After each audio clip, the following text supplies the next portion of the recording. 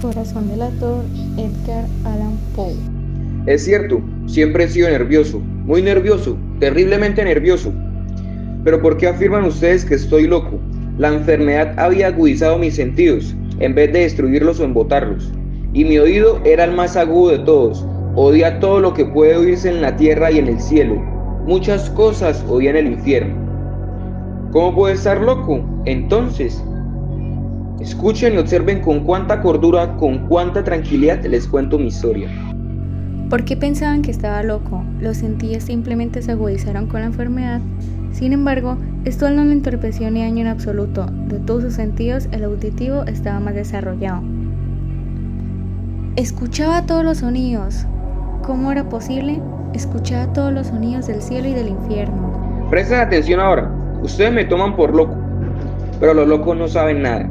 En cambio, si hubieran podido verme, si hubieran podido ver con qué habilidad procedí, con qué cuidado, con qué previsión, con qué disimulo me puse a la obra, jamás fui más amable con el viejo que la semana antes de matarlo. Flashback. Todas las noches, hacia las 12, él giraba el picaporte de la puerta del viejo y la abría con mucha suavidad.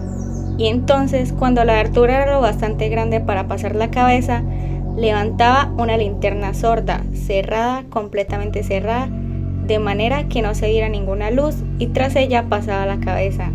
Ustedes se hubieran reído al ver cuán astutamente pasaba la cabeza. La movía lentamente, muy lentamente, a fin de no perturbar el sueño del viejo. Me llevaba una hora entera introducir completamente la cabeza por la abertura de la puerta, hasta verlo tendido en su cama. ¿Es que un loco hubiera sido tan prudente como yo? Y entonces, cuando tenía la cabeza completamente dentro del cuarto, abría la linterna cautelosamente. ¡Oh, tan cautelosamente! Sí, cautelosamente iba abriendo la linterna, pues crujían las bisagras. La iba abriendo lo suficiente para que un solo rayo de luz cayera sobre el ojo del buitre. Y esto lo hice durante 7 largas noches. Cada noche a las 12, pero siempre encontré el ojo cerrado. Y por eso me era imposible cumplir mi obra, porque no era el viejo quien me irritaba, sino el mal de ojo. Y por la mañana, apenas iniciaba el día, entraba sin miedo en su habitación y le hablaba resueltamente, llamándolo por su nombre con voz cordial y preguntándole cómo había pasado la noche. Ya ven ustedes que tendría que haber sido un viejo muy astuto para sospechar que todas las noches, justamente a las 12, iba yo a mirarlo mientras dormía. Octava noche. Al llegar la octava noche, procedió con mayor cautela que la costumbre. Al abrir la puerta, el minutero, un reloj, se movía con más rapidez de lo que se movía su mano. Jamás, antes de que aquella noche, él había sentido al alcance de sus facultades, de su sagacidad. Apenas lograba contener la impresión de un triunfo. Pensar que estaba ahí, abriendo poco a poco la puerta, y que él ni siquiera soñaba con mis secretas intenciones o pensamientos.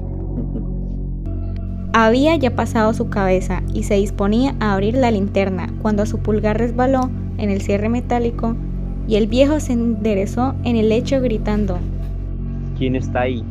Diga. Él permaneció inmóvil sin decir una palabra.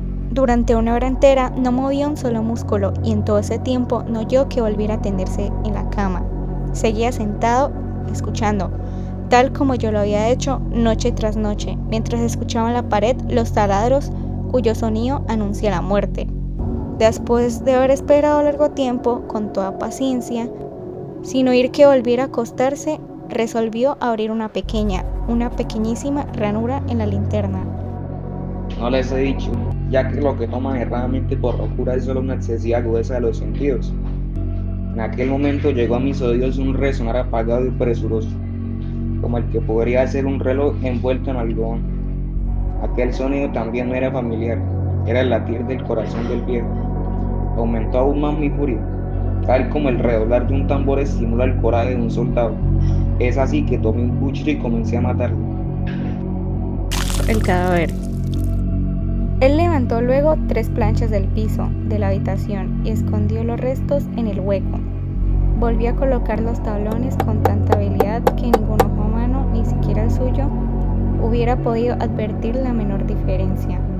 No había nada que lavar, ninguna mancha, ningún rastro de sangre. Él era demasiado precavido para eso. Todo está perfecto, no hay nada que temer, no pasa nada, nadie se dará cuenta de que maté al viejo. Después de haber ocultado el cuerpo, decidió ver por la ventana. Allí observó a 2 oficiales de policía acercándose a su puerto, 8 horas después de haber matado al viejo. Bienvenidos, oficiales. Muchas gracias. Venimos porque anoche nos dicen que han escuchado un ruido. ¿Sabe algo? Fui yo, disculparán ustedes, anoche tuve una horrible pesadilla. Me imagino, eso suele pasar. ¿Vive usted solo aquí? No, en realidad vivo con un viejo, pero él se fue de viaje. Nos permite pasar a revisar. Ya sabe, son gajes del oficio. Claro que sí, ni más faltaba. No dejen lugar sin revisar. Es muy bonita su casa. Me dice que vive solo. Sí, claro, yo vivo solo, porque como les había dicho, el viejo se fue. Final. Los oficiales se sentían satisfechos. Sus modales los habían convencido. Él por su parte se hallaba perfectamente cómodo, sentándose y hablando de cosas comunes, mientras él contestaba con animación. Mas al cabo de un rato empezó a notar que se ponía pálido y deseó que se marcharan. Le dolía la cabeza y creía percibir un zumbido en los oídos, pero los policías continuaron sentados charlando. El zumbido se hizo más intenso, seguía resonando y cada vez era más intenso.